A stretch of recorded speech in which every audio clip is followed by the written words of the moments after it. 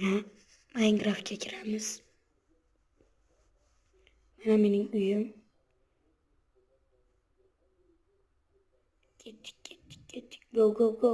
Ana unda skeletga o'ynayapti menga. Hozir o'ldiraman uni. Ana otadi hozir. Точно. O'ldi.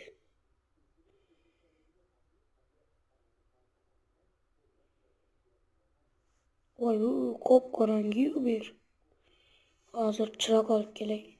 Sizlarga shu botda uyimni ham ko'rsatib beraman. Jippa chiroqli, ko'p katta uy. Dahshat uy.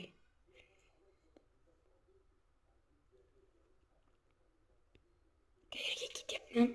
Mana ikkinchi etajini ko'rsataman. Jinni, voy jinni. Mana. Voy, jonim ketdi. Mana.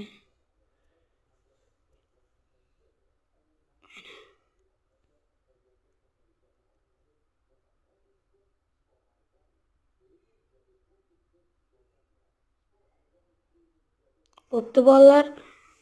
Mana shunaqa Minecraft videolar kerak bo'lsa, shart beringlar. Albatta shartlaringizni 100% bajaraman. Bo'pti, xayr.